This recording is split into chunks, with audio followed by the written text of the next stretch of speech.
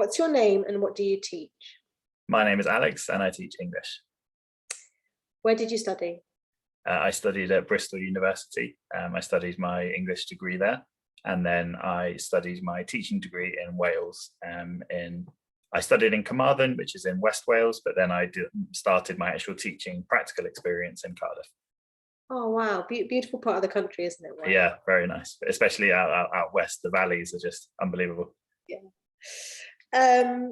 What was your favorite childhood book or story? So my favorite childhood book or story, I would say, probably was The Hobbit. It's my favorite story is since that is Lord of the Rings. But as a child, I struggled to get into Lord of the Rings because it's just a bit more challenging in terms of the language.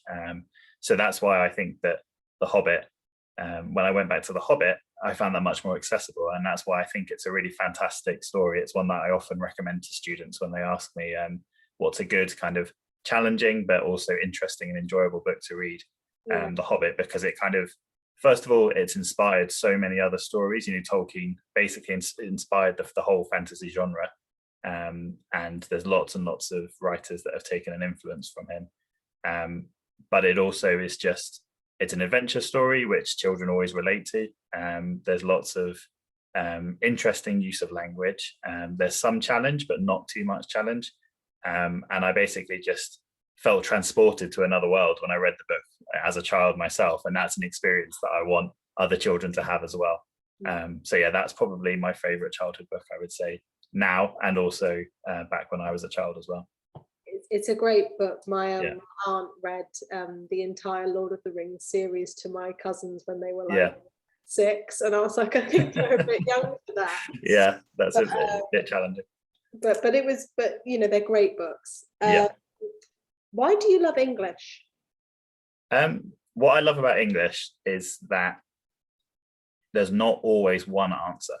In some aspects there are, but there's also a lot of freedom of interpretation. And for me, I really fell in love with English when I had an English teacher who, a lot of English teachers will say that they had an English teacher like this kind of inspirational, slightly maverick character who came in and really opened their eyes to what English is, and allowed people to give their own interpretations.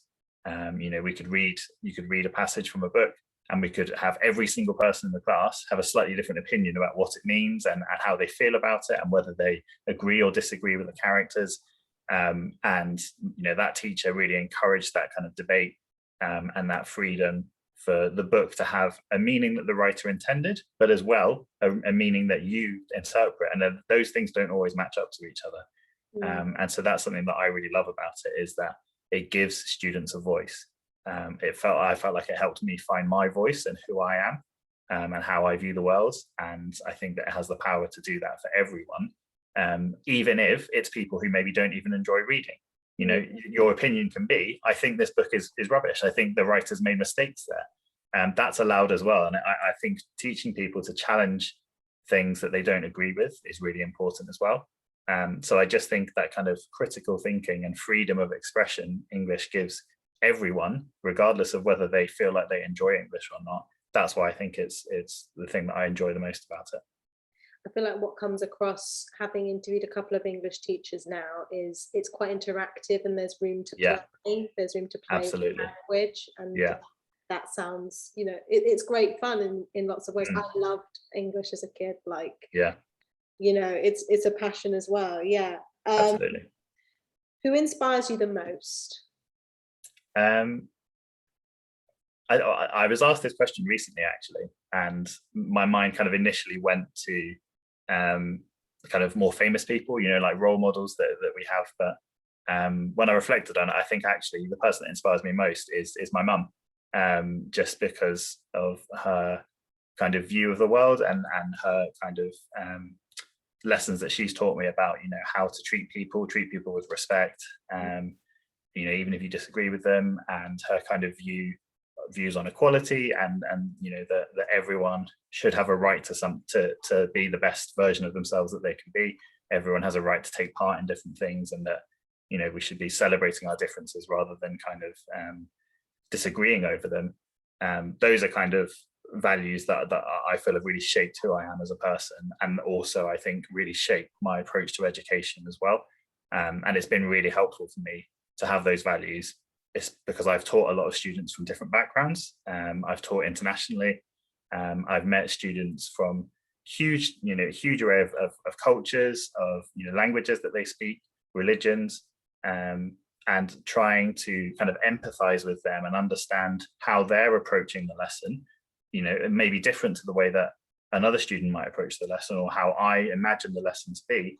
Trying to think from kind of their point of view, I think, has helped me to become a much better teacher, because it means that no matter who I'm teaching, I can kind of adapt the lesson to make sure it's accessible for everyone, regardless of any kind of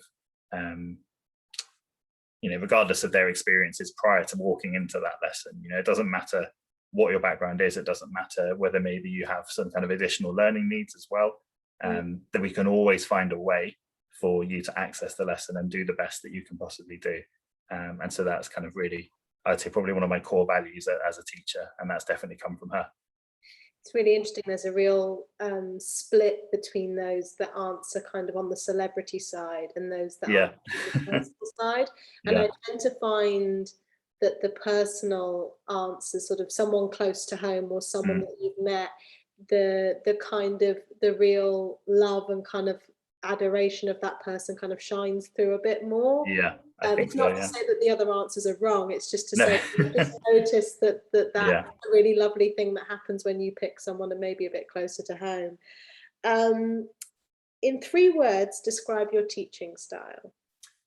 Okay, so I guess just building off my previous answer, I would have to say flexible would be one of them. There's so many different ways, and it builds on what I said about English being a subject where people can have different opinions that you might not expect about what you're studying, and your discussion that you start, it may end up going in a direction you didn't expect it to. And I think so being flexible to adapt to that, and to kind of think, okay, where are the students, how are they responding to this text, and how can I maybe adapt what I'm doing to encourage that sort of passion or response that they've had. I think that's really important. It also comes into the factor of making sure I can adapt my lessons to suit any challenges that the students might have as well. If they're struggling with something, okay, how can I change what I'm doing to make sure that they understand it? So I think being flexible is really, really important. And so that's probably the first word I would use. The second word I would use, it's not really an adjective that describes my teaching style, but it's a word that I think is really important to my teaching style, which is a relationship. I think building a really strong, trusting relationship with any student that I'm working with is really, really important. Because if they don't have trust in me, then I'm not going to be able to help them make progress. And equally, if I don't have trust in them, that they're going to, give me their effort and give me, what I need for them to succeed as well, then it's fundamentally, it's very, very difficult to be successful. So I think building a really strong relationship where the student feels valued, they feel trusted, they feel encouraged, they don't feel like I just view them as a statistic, as a grade that we're trying to aim for, but seeing them as a person, and going, okay, you're a person, I'm a person, how are we going to work together? What's the best way that I can help you? What do you need from me so that I can help you? What are the kind of shared expectations that we have about how we're going to work together? I think that's fundamental to kind of having a really strong relationship and a strong sense of progress as well. I've really noticed that when students feel like they have a really good relationship with their teacher, then the progress they make is much, much faster. It's still possible to make progress if you don't have a good relationship, but not at the same rate. And you can really, I can really see that in the experiences that I've had. So I'd say that would be another really important word. And then the final one I would say would probably be encouragement. I think it's something that a lot of students, I think increasingly a lot of students, is something that they need, and something that maybe they respond really well to. There's a lot of students when it comes to English who say things like, I don't like reading, or I don't like I don't like English, or I have to write a long story, I can't think of any ideas. There's lots of statements that people have about themselves, and they kind of view it as maybe like a fixed thing. I don't like this, so I won't succeed. And trying to encourage them and build that sense of a growth mindset where they feel like it's not a case of being bad at something and that's just how it is. It's more a case of, okay, what can I do? What do I want to do? And what are the steps I need to take to get there? Changing that perspective that the student has, I think, is really important. And I think if a student feels that you believe in them, that you have faith in them, and that you have high expectations of them, then their expectations of themselves start to rise as well. And I really view that as one of the most important things I can do as a teacher, is to raise a student's expectations of themselves, because that's going to help them not just in English, but in their whole life, making them feel like, or giving them an experience of thinking, I think, and then helping them to get to the stage where they can do it. It teaches them that, okay, when I think that I can't do things, I can. I just have to figure out the process for getting there. So I think that would probably be, there's lots of other words I would like to use, but I think those three are probably the main ones that come to mind. Yeah, I think as someone who's done homeschooling myself, I think all of those things are really important. I think they're really big, important things. I think particularly the one that stood out for me was flexibility. I think that's something you really have to have with homeschooling, because absolutely people have lives and things go on and people make mistakes and stuff happen. And you have to be able to adjust to that. So definitely. Yeah, great stuff. Okay. Why is English important, do you think? I think English is so important because it changes the way you view a really large part of your life, in the sense that when you think about words and the power and the impact that they have, and when you understand that, and when you understand, okay, different words are suitable for different things, and you kind of start to view words not as just, okay, what's the easiest, most casual, simple language I can use, but actually more viewing words as like tools in a toolbox, and thinking, okay, in this situation, I need to use this type of language because that's going to have more of an effect. For example, when you're trying to persuade someone, when you learn persuasive techniques, you learn good persuasive vocabulary, it makes it much, much easier to persuade people. And persuading people is a massive part of life. Trying to get people to agree to do things is really important in business. It's really important in all aspects of your life, really. So that's just one example of a situation where you want to use certain language. And I think building that toolbox, the bigger toolbox you have, the more techniques you learn in English, the wider your vocabulary is, the more widely you read, it just broadens your vocabulary, it broadens your abilities, and it also broadens your experience as well. Reading texts, going back to what I was talking about with different backgrounds, when you read texts from different cultures, it opens your mind and your eyes to think, okay, my perspective of the world isn't the only perspective. There's other people out there who have different backgrounds and different perspectives, and that helps you so much in life as well. So I think really English opens so many doors, and I think a lot of the time, in comparison to some subjects like maths and science, which have very clear practical applications, and I'm not discrediting those subjects at all, but I think English often gets dismissed by some students, or by some just some people in the world, and they don't really grasp the full power that English can unlock for you. So for me, I think it's really important, just because it can open so many doors, and it can make you so well equipped to understand the effect that you can have on the world, and how you can achieve whatever it is that you want to achieve. I think it's really interesting. I think part of what you're saying is also that maybe some of that discovery you have with English leads back to some of those core principles you talked about earlier, your teaching. Absolutely. Student then has in their own life to go on and live with. I think that's really important and interesting. Okay. Finally, can you give me your top tip for English? Yeah, that's a very difficult one, just because there's I could go on for hours about this subject with different things. Just trying to choose the top one is quite difficult, but I think a